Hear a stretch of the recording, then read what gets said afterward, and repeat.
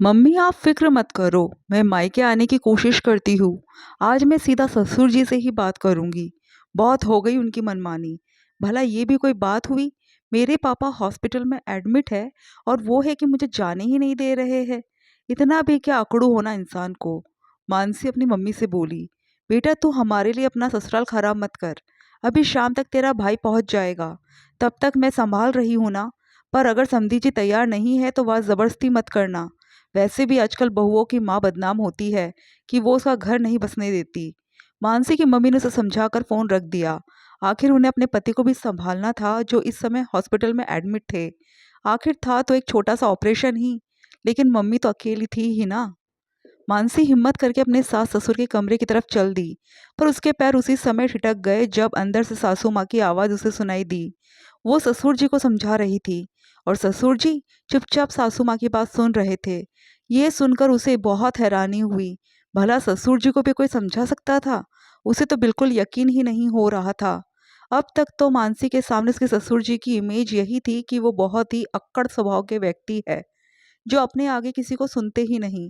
अगर किसी चीज़ को ना कह दे तो हाँ करवाना बहुत मुश्किल ही नहीं, बल्कि नामुमकिन होता है। पर आज पता चला कि सिक्का ससुर जी का नहीं, सासू माँ का चलता है। ससुर जी तो बेचारे कुछ बोलते ही नहीं, बल्कि सासू माँ उनसे बुलवाती है। सासू माँ जैसे चाबी भर देती है, वे उन्हीं की ज़बान बोलते हैं। कितनी अच्छी इमेज बनी हुई थी मानसी के सामने उसकी सास की। माँ जी बहुत ही शांत स्वभाव की है, ज़्यादा कुछ कहती नहीं है।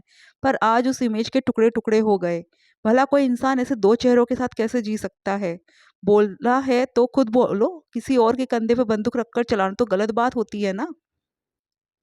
खैर मानसी को इस घर में आए हुए अभी 1 साल ही तो हुआ था, जब उसकी शादी इस घर के बड़े बेटे विनोद के साथ हुई थी।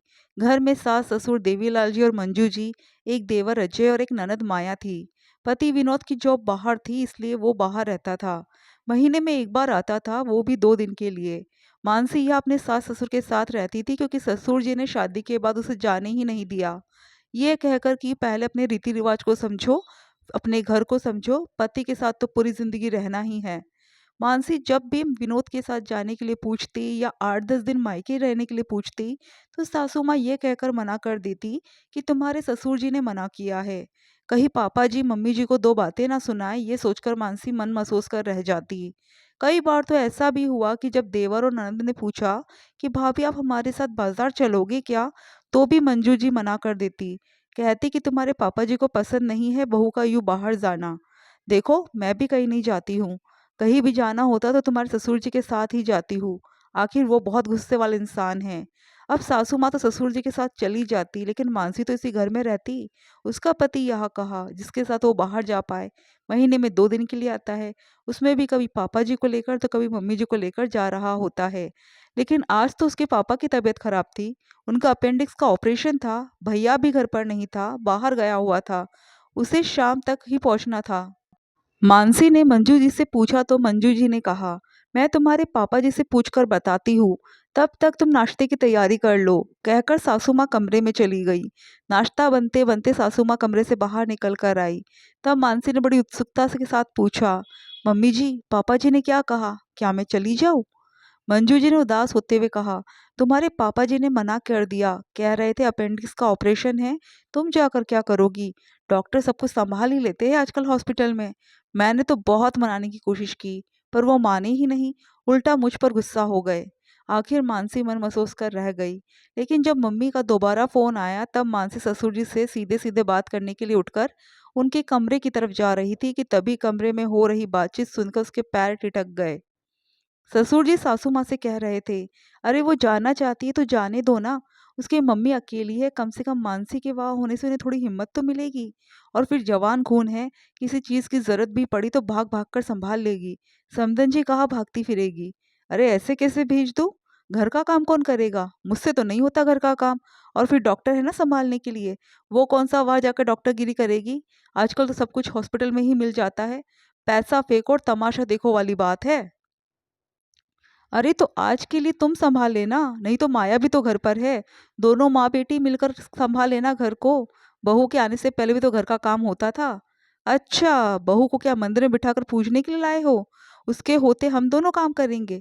अब ज्यादा उसकी तरफदारी मत करो। जैसी इमेज बना रखी है वैसी ही बने रहने दो, नहीं तो इन आजकल की लड़कियों का कोई भरोसा नहीं है। सिर चढ़कर नाचेगी, मंजू जी ने कहा। अरे तो मुझे क्यों बेवजह विलन बना रखा है तुमने? हर बात मेरे कंधे पर रखकर क्यों बोलती हो? तुम जो क्या कर रही हो ना बहुत गलत है। अरे हम बहू बेटे के लिए लेकर आए थे, लेकिन वो बेचारा वहाँ परेशान होता रहता है, अपना खाना खुद बनाता है, काम खुद करता है, और यहाँ बहू को तुमने घर के कामकाज के लिए रख रखा है। जाने ही नहीं देती हो उसे। ऊपर से आज वो इतनी परेशान तो उसे जाने नहीं दे रही हो। कहीं ऐसा ना हो कि बहू पलटकर अच्छे से जवाब दे दे। ससुर जी ने समझाने की कोशिश की। ज़्यादा उसके लिए अपना दिल दुखाने की ज़रूरत नहीं है। बहू है वो तुम्हारी, बेटी नहीं है। चुपचाप शांतिपूर्वक अपना काम करो। जब मैं सब कुछ सँभाल रही हूँ तो तुम्हें बीच में आने की क्या ज़रूरत है? और जवाब क्या देगी मुझे? 1 साल में तो कोई जवाब ना दे पाई मुझे। आखिर सासू माँ ने थोड़ी-सी ऊँची आवाज़ करते हुए कहा, तो ससुर जी भी चुप हो गए। मानसी का तो वही खड़े-खड़े दिमाग घूम गया। 1 साल से वो इस घर में है, पर उसे अंदाज़ा भी नहीं था कि उसकी सास ऐसी है। बेचारे ससुर जी को अकड़ू-खड़ू समझती रही, पर यहाँ तो सास ने ससुर जी की इमेज बिगाड़ रखी है। खैर हिम्मत कर मानसी ने दरवाज़ा खटखटाया। मानसी को यूँ अचानक दरवाजे पे देखकर एक बार तो सासू माँ की भी ज़बान हलक में आ गई, पर फिर हिम्मत कर बोली, क्या हुआ बहू, कुछ चाहिए था? जी मम्मी जी, मैं ये बोलने आई हूँ कि मैं अपने मायके जा रही हूँ। शाम को भैया जब आ जाएगा तो वापस आ जाऊंगी। लेकिन तुम्हारे पापा जी को पसंद? मानसी ने एकदम से सासू माँ की तरफ देखा।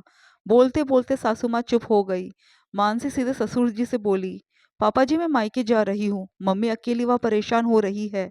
अगर आप चलते तो अच्छा होता, पापा को भी आपको देखकर हिम्मत मिल जाती। मानसी ने कहा तो ससुर जी ने सासू माँ की तरफ देखा। सासू माँ से कुछ कहते नहीं बना तो मानसी चुपचाप अपने कमरे में गई और तैयार होकर बाहर आ गई। उसने दोबारा ससुर जी से पूछा, पापा जी आप चल रहे हैं ना? तो ससुर जी उसके साथ ही रवाना हो गए। पर इस वाकये के बाद मानसी कुछ दिनों बाद ही अपने पति के साथ रवाना हो गई। हालांकि सासू माँ ने रोकने की पूरी कोशिश की, पर इस बार तो मानसी जान चुकी थी कि मना कौन कर रहा है। इसलिए सीधे ससुर जी से ही पूछने में उसने भलाई समझी, और ससुर जी के हाँ करते ही सासू माँ कुछ कह ना पाई।